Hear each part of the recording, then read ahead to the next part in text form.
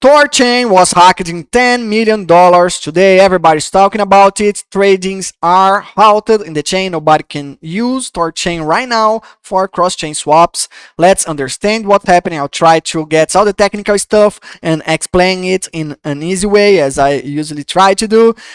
We will also see some interesting timeline of events that developed and I posted earlier today on X, but this is very significant because Thorchain is one of the most important and most popular decentralized exchanges for cross-chain swaps.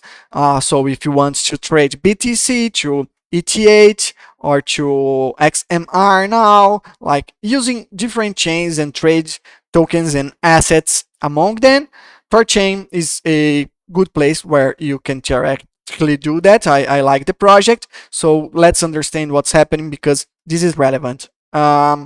Before we keep going, I want to invite you to subscribe for free my publication here on Substack, decoding.substack.com, where I post related things about cybersecurity, coding, open source development, crypto, privacy, and so on.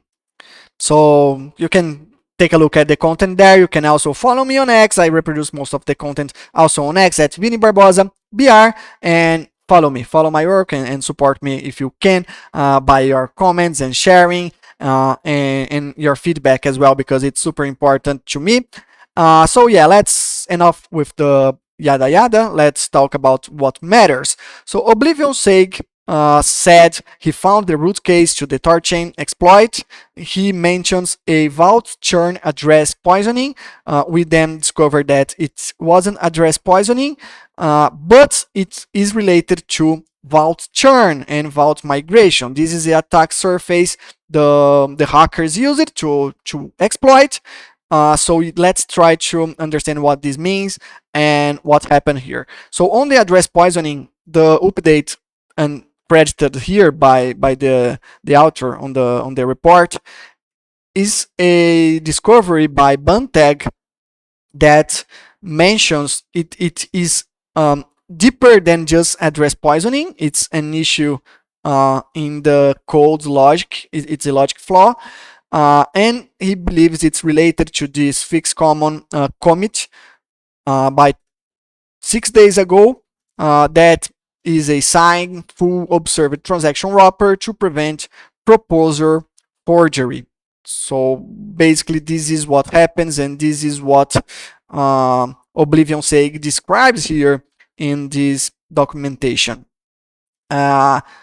Summarizing everything and trying to explain easily, the attacker is exploring here a feature that allows validators from the Thorchain network to get allowance to move tokens from their vaults. And this is necessary because if someone wants to use Thorchain to make a swap, they are accessing these vaults. So somebody needs to sign the transactions from this vault to the user after the user deposits the token they want to swap into the Thorchain vault. So who does the signing? Who do these transactions in behalf of Thorchain to the user? This is the exploit. Okay, vaults ownership and or signature allowance, as they say in the code, migrate from validator to validator for security measures and other things as well.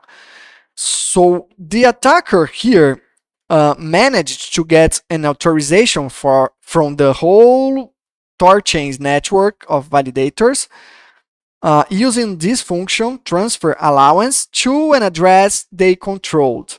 Okay, they forged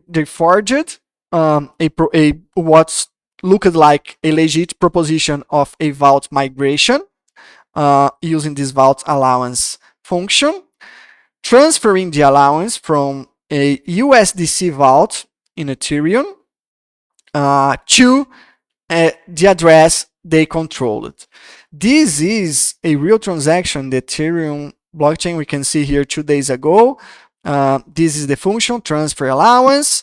and we decode the input data, we can see exactly what the researcher showed there, the new vault going in control to the attacker's address. A lot of other transfer allowance happen around this time, but weren't related to the attacker. So when the attacker gets the allowance to sign transactions in this vault's behalf, what does he do? Does he drain the vault immediately, all the USDC? Nope.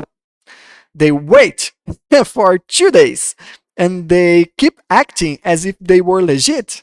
And the researcher here mentioned the nonce from the account went from 0 to 166, meaning they did this amount of transactions in 2 days, what look like legit outbound transactions going from the vault out to the users. It also happened that during this period, the vault also got a lot of other tokens. So the attacker now has allowance to move these tokens, and what he does? Exactly that. On May 15, he moves everything to another address and starts laundering the funds. This is what happened. Trying to explain. So basically, I have the password for a bank account. The access to this bank account is transferred from people to people for security measures and protocol working, and somebody convinces this group of people that flips the password ownership to give the password to them, and now they control this bank account and they can move everything that's inside it. I think this is the best possible, simplest explanation. But one thing that I also want to highlight in this video is that this thread here, an add shuffle to vault groups generation thread, preventing bonded value target collusion, was reactivated after the vault, the exploit 2 hours ago from this recording. So let's see what happened here, because this is interesting. Just a disclaimer before we move on. This doesn't seem to be directly related to the exploit. So adding this proposed fix probably wouldn't have prevented what's happened today, but I don't know really. I'm not, as I said, I'm not an expert on Thorchain, but it seems that according to my research, it wouldn't fully prevented the exploit, probably. Okay, but it's related to a similar attack surface that is the vault chunk migration, the vault churn migration. So the thread is now under monitoring, and Mr. Smith said he will keep us updated. This thread was created first in 2023 by Mr. Smith himself. Lots of interesting discussions around shuffling the how the protocol passes the vault control to another validator to prevent target attacks.